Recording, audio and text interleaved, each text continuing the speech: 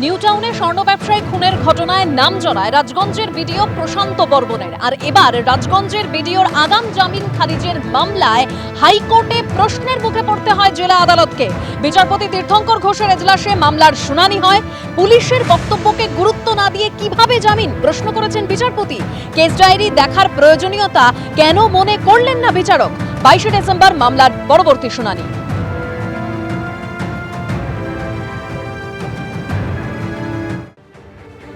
আর মুখ্যমন্ত্রীর ভবানীপুর কেন্দ্র, সেখানে মিত্র ইনস্টিটিউশনের 207 নম্বর বুথে 127 জনের নাম বাদ পড়েছে। মিত্র ইনস্টিটিউশনের 207 নম্বর বুথের ভোটার হচ্ছেন মুখ্যমন্ত্রী মমতা বন্দ্যোপাধ্যায়। ভবানীপুর বিধানসভা কেন্দ্রের মিত্র ইনস্টিটিউশনে ভবানীপুর ব্রাঞ্চে বাদ পড়েছে 127 জনের নাম।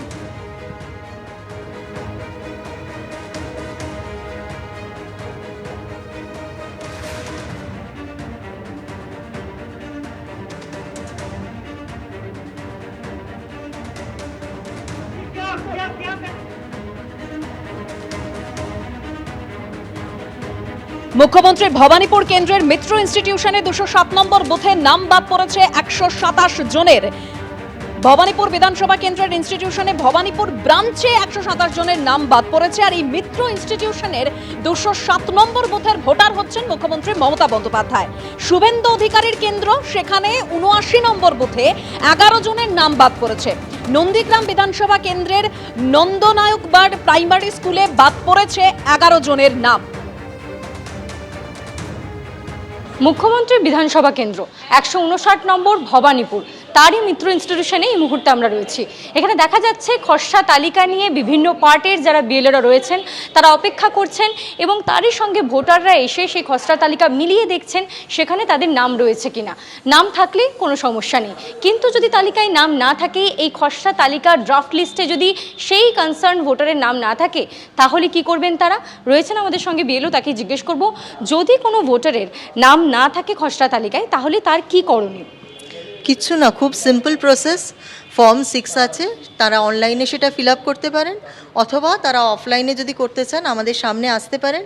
আমরা এই ফর্ম 6 দিয়ে ওনাদেরকে যত রকমভাবে সাহায্য করা সম্ভব করে ফর্মটা ফিল আপ করে জমা করে নেব, কারণ ফাইনাল লিস্ট প্রকাশ করার আগে তো অবশ্যই আমাদের সমস্ত ভেরিফিকেশন বা রেকটিফিকেশন যা যা করার সব হয়ে যাবে।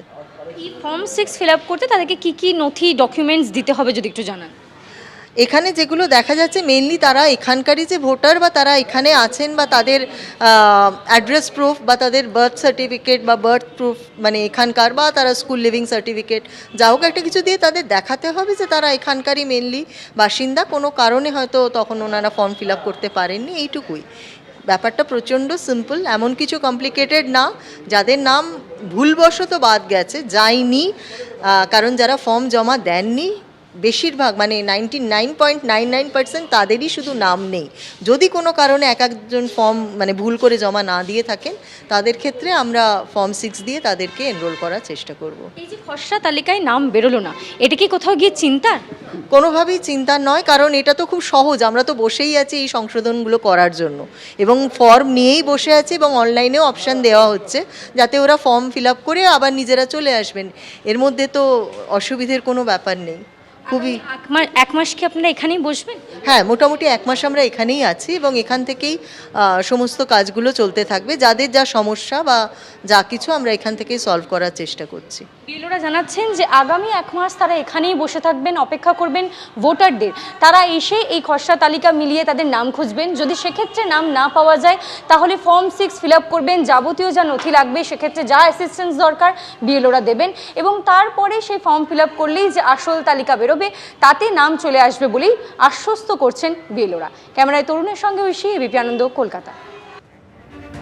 ভবানীপুর কেন্দ্রের মিত্র ইনস্টিটিউশনে 207 নম্বর বুথে 127 জনের নাম বাদ পড়েছে। আর এই প্রসঙ্গে শুভেন্দু অধিকারী বলছেন, একটি বুথে 127টি নাম বাদ গেছে, বড় সংখ্যা। ভুয়ো ভোট নিয়ে যেতেন, এটা তো প্রমাণিত। পাল্টা কি বলেছেন কুণাল ঘোষ, পরপর শুনুন। যে বুথে উনি ভোট দেন সেই বুথে উনার 127 জন নাম বাদ গেছে, একটা খুব বড় সংখ্যা। একটা বুথে 800 থেকে 1200 ভোটার থাকে, সেক্ষেত্রে 127টি নাম বাদ যাওয়া মানে শতকরা 10%-রও বেশি নাম, খুব বড় সংখ্যা।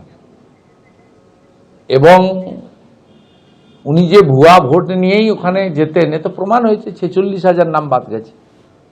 আর একটা বুথে 8জন 10জন, এ স্বাভাবিক। বিবাহ হয়ে কোনো বোন অন্য জায়গায় চলে গেছেন, শিফটেড, ইতিমধ্যে কেউ মারা গেছেন অসুস্থ হয়ে, অ্যাক্সিডেন্ট হয়ে বা অন্য কোনো কারণে, এটা খুব স্বাভাবিক।